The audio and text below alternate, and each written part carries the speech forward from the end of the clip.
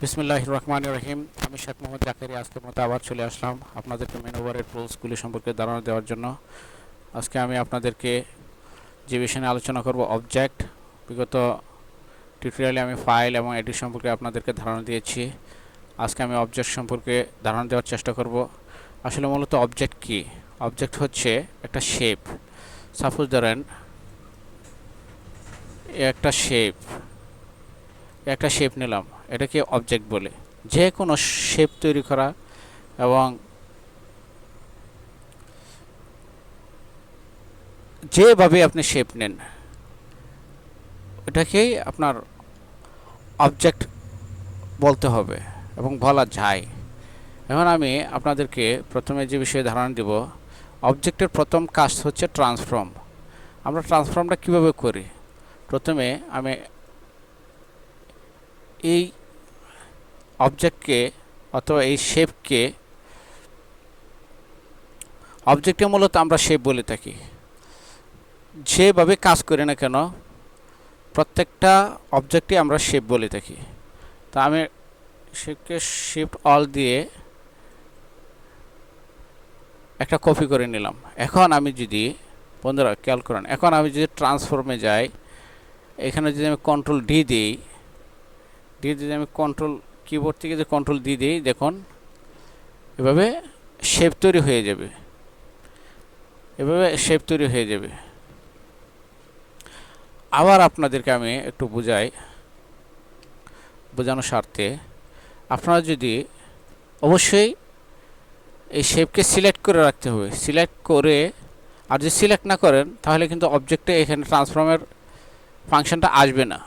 তো এই যে দেখুন আমি সিলেক্ট করলাম, সিলেক্ট করার সাথে সাথে এই যে ফাংশনটা চলে আসলো। এখন আপনি এখানে কন্ট্রোল ডি দিয়েও নিয়ে আসতে পারবেন, আবার কন্ট্রোল ডি দিয়েও এখানে একটা শেপ নিয়ে আসতে পারবেন, আবার আপনি কিবোর্ড থেকে কন্ট্রোল ডি ক্লিক করেও এভাবে নিয়ে আসতে পারেন। তো বন্ধুরা, আপনারা অবশ্যই বুঝতে পারছেন যে ট্রান্সফর্ম আমরা কাকে বলে থাকি। এখন আমি আপনাদেরকে যে বিষয়ে ধারণা দেব তা হচ্ছে অ্যারেঞ্জ মানে হচ্ছে কি? সাজানো, গোছানো। কোনো কিছুকে সাজিয়ে কাজ করাকে অ্যারেঞ্জ বলে।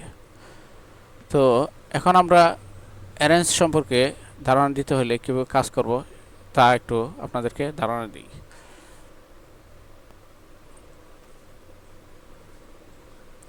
শেপটাকে একটু আমি বড় করে নিই।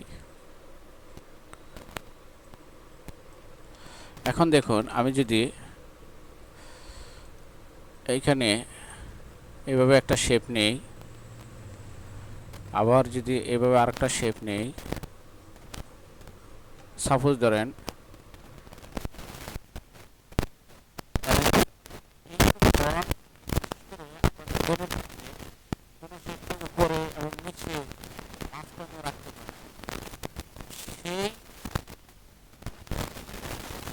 কিভাবে রাখবো সেই সম্পর্কে আমি আপনাদেরকে এখন ধারণা দেওয়ার চেষ্টা করছি।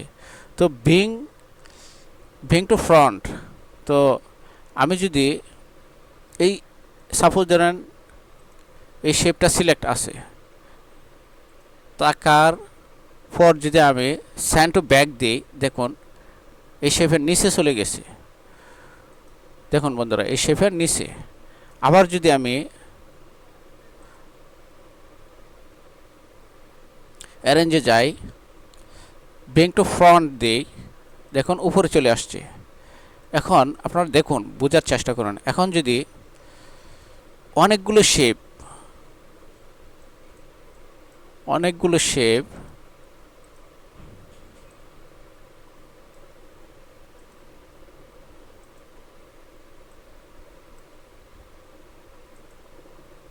শেপ ধরেন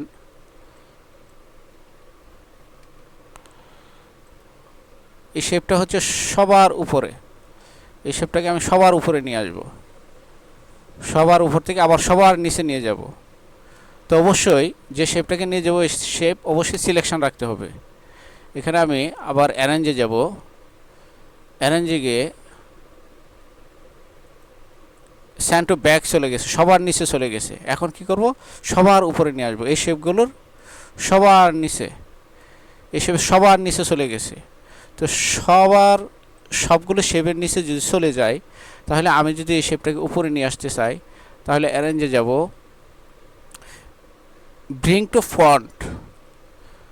অবশ্যই এই শেপটাকে সিলেক্ট রেখে কাজ করতে হবে। আমি এই শেপটা সিলেক্ট করা ছিল, এখন আমাকে এই শেপটা সিলেক্ট করতে হবে। বন্ধুরা খেয়াল করেন, এই শেপটা আমাকে সিলেক্ট করতে হবে। করার পর আমি ব্রিং টু ফ্রন্ট, দেখুন সবার উপরে চলে গেল, এই যে সবার উপরে চলে আসলো। এখন আমি সবার উপর থেকে সবার নিচে নিয়ে যাব।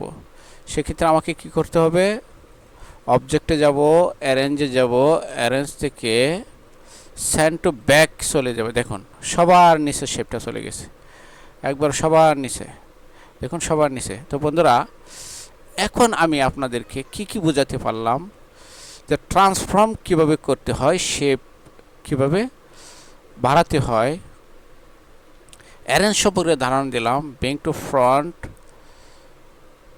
সবার উপরে, সেন্ড টু ব্যাক সবার নিচে, আবার ব্রিং টু ফ্রন্ট যদি ব্রিং ফরওয়ার্ড যদি ক্লিক করি, তাহলে সবার উপরে চলে আসবে। অবজেক্টে যাব, অবজেক্টে গিয়ে আপনাদেরকে বেসিক যে ধারণা তাই দেওয়ার চেষ্টা করছি। আমি যদি ব্রিং টু ব্যাকওয়ার্ড দেই, দেখুন ব্যাকে চলে গেছে সেম। আবার পূর্বে আমি কি দেখিয়েছি, ব্রিং টু ফ্রন্ট আর সেন্ড টু ব্যাক দেখালাম। এখন আমি কি দেখালাম, সেন্ড ব্যাকওয়ার্ড। এখন দেখাবো ব্রিং ফরওয়ার্ড। ফরওয়ার্ড দেওয়ার সাথে সাথেই উপরে চলে আসলো। তো প্রথমে আমি আপনাদেরকে কি বোঝালাম, ব্রিং টু ফ্রন্ট, তারপর send to back. Bring to front মানে সবার উপরে, সেন্ড টু ব্যাক মানে সবার নিচে।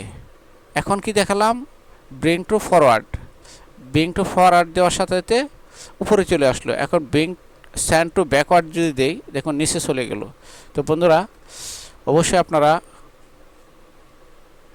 দেখুন, বুঝে আস্তে আস্তে কাজ করুন। এখন আমি কি দেখাবো, অ্যালাইন সম্পর্কে আপনাদেরকে ধারণা দিব। অ্যালাইন সম্পর্কে আমি আপনাদেরকে ধারণা দেব। এখন সাপোজ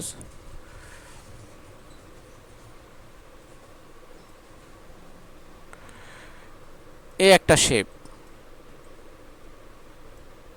শেপ, এটাকে আমি উপরে নিয়ে আসি, অ্যারেঞ্জ উপরে নিয়ে আসি। তো এই একটা শেপকে আমি কি করব, অ্যালাইন করব। হরিজন্টাল অ্যালাইন লেফট, এটা লেফটে চলে যাবে, দেখুন লেফট চলে গেছে। আবার যদি আমি হরিজন্টাল অ্যালাইন সেন্টার যে ক্লিক করি, একবার সেন্টারে চলে আসলো। আবার যদি আমি অবজেক্টে ক্লিক করে হরিজন্টাল অ্যালাইন রাইটে চলে গেল।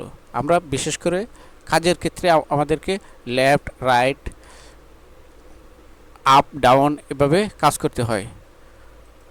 তো এই কাজগুলি আপনার, এখন আমি কি করব, ভার্টিক্যাল অ্যালাইন টপ উপরে চলে গেল আমার শেপের উপরে। এখন আমি যদি ভার্টিক্যাল অ্যালাইন সেন্টার, দেখুন সেন্টারে চলে আসলো। আবার আমি যদি ভার্টিক্যাল অ্যালাইন বটম, দেখুন বটমে চলে গেল। তো বন্ধুরা, আমি আপনাদেরকে বেসিক ট্রান্সফর্ম দেখালাম, অ্যারেঞ্জ দেখালাম, অ্যালাইন দেখালাম। এখন দেখাবো গ্রুপ। কোনো কিছু শেপকে আমরা কীভাবে গ্রুপ করব সেই সম্পর্কে আমি এখন আপনাদেরকে ধারণা দেব। সাপোজ ধরেন এই একটা শেপ, এই শেপকে আমরা কীভাবে গ্রুপ করব, এই শেপটা আলাদা, এই শেপটাও আলাদা, এই শেপকে আমরা কীভাবে গ্রুপ করব সেই সম্পর্কে এখন আপনাদেরকে বোঝানোর চেষ্টা করব। তো বন্ধুরা, অবশ্যই আমাকে প্রথমে সিলেক্ট করে নিতে হবে। সিলেক্ট করে নেওয়ার পর আমি যদি কিবোর্ড থেকে Ctrl+G ক্লিক করে, এই যে দেখুন গ্রুপ হয়ে গেল। আবার এই গ্রুপকে যদি আমি আনগ্রুপ করতে চাই তাহলে এখান থেকে আনগ্রুপ করতে পারবো। এই যে দেখুন আনগ্রুপ হয়ে গেছে। আবার আমি যদি সিলেক্ট করে রাইট বাটন ক্লিক করে প্রত্যেকটা টুলসের এখান থেকে করে দেবো, রাইট বাটন ক্লিক করে আপনি এভাবে করতে পারবেন। এই যে গ্রুপে ক্লিক করলে দেখেন গ্রুপ হয়ে গেছে।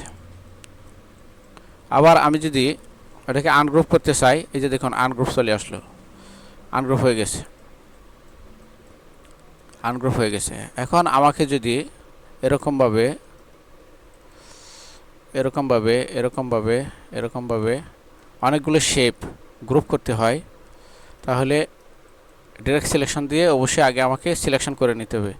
রাইট বাটন ক্লিক করব, ক্লিক করে গ্রুপে ক্লিক করব, দেখুন গ্রুপ হয়ে গেছে,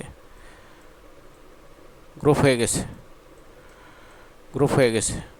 এখন আমি যদি এই গ্রুপটাকে ভাঙতে চাই, আবার রাইট বাটন ক্লিক করব, আনগ্রুপ ক্লিক করব, দেখুন প্রত্যেকটা আনগ্রুপ হয়ে গেছে। এখন আমি আপনাদেরকে দেখালাম হচ্ছে গ্রুপ সম্পর্কে আইডিয়া দিলাম। এখন লক সম্পর্কে আপনাদেরকে ধারণা দিব, লক কীভাবে করতে হয়। সাপোজ ধরেন আমি এই শেপগুলি নিয়ে কাজ করছি, এই শেপগুলি নিয়ে কাজ করছি। এখন ধরেন এই শেপটা আমার নাড়াচাড়া করে আমি এই শেপটাকে লক করে দিব, তাহলে কি করব, অবশ্যই যে শেপটাকে লক করব এই শেপটা সিলেকশন করে রাখতে হবে। এখানে ক্লিক করব, সিলেকশন গিয়ে Ctrl+T2 ক্লিক করব, দেখুন এটা লক হয়ে গেছে। আবার এগুলি আবার ইচ্ছা করলে এটাকেও আমি লক করে নিতে পারবো। অবজেক্টে যাব, লক, দেখুন এটাও লক হয়ে গেছে। এখন আমি যদি আনলক করতে চাই,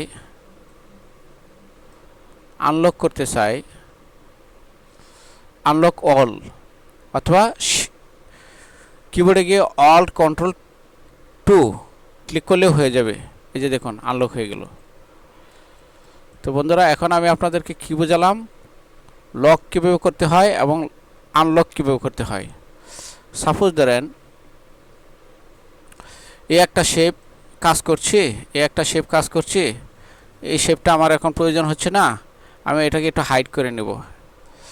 এই শেপের উপর কাজ করছি, এই শেপটাকে আমি একটু হাইড করে নেব, হাইড করে নিয়ে এখানে কাজ করব। তাহলে সেক্ষেত্রে আমি যদি এই শেপটাকে হাইড করতে চাই, অবশ্যই সিলেকশন টুল দিয়ে আমাকে সিলেক্ট করে নিতে হবে, করে আমি হাইড সিলেকশন Ctrl+3 দিয়ে আমি হাইড করতে পারি। এখানে ক্লিক করব, হাইড হয়ে যাবে। আবার এটাকে যদি আমি হাইড করতে চাই, অবজেক্টে যাব, হাইডে যাব, সিলেকশন 3 ক্লিক করব। এখন আমি এই শেপটা নিয়ে কাজ করব, কোনো প্রবলেম হবে না। আবার যদি হাইডকে যদি আমি আনহাইড করতে চাই, এখানে মেবি ফাংশনটা নেই, ওইখান থেকে নিতে হবে। এখন যদি আমি হাইডকে সবগুলো শো করতে চাই, শো অলে ক্লিক করব, অথবা কিবোর্ডে অল্টার Ctrl+3 ক্লিক করব। ক্লিক করার সাথে সাথে দেখুন বন্ধুরা আমার হাইড যেগুলি ছিল সেগুলো চলে আসলো। তা আমরা এইভাবে কোনো শেপের ক্ষেত্রে এবার হাইড আনহাইড করতে হয়, এভাবে কাজ করে নেব। এখন আমি যে বিষয়ে ধারণা দিতে যাব, বিশেষ করে বন্ধুরা দেখুন এক্সপান্ড, পাথ, শেপ, এগুলির কাজ একটু লং টাইম টিউটোরিয়াল হবে, সেই জন্য আজকে আমি আপনাদেরকে transform, arrange, align, group, ungroup, lock, unlock, hide এগুলো সম্পর্কে ধারণা দিলাম। আগামী টিউটোরিয়ালে আমি এক্সপান্ড, পাথ, এখানে কিছু আছে যেগুলো আমাদের জন্য প্রয়োজন, সেগুলো সম্পর্কে আপনাদেরকে আমি ধারণা দেওয়ার চেষ্টা করব। তো বন্ধুরা, আমার টিউটোরিয়ালটা যদি আপনাদের ভালো লেগে থাকে তাহলে অবশ্যই আপনারা আমাকে সাহস দিবেন, উৎসাহিত করবেন আরও ভালো ভালো ভিডিও উপহার দেওয়ার জন্য। তো এখানে কথা হলো, আপনারা অবশ্যই আমাকে সাপোর্ট করবেন, সাবস্ক্রাইব করবেন, বেল আইকনে ক্লিক করবেন, যাতে সাথে সাথে আপনারা আমার প্রত্যেকটা ভিডিও পেয়ে যান। তো আজকের মতো এখানে বিদায় নিলাম। আসসালামু আলাইকুম।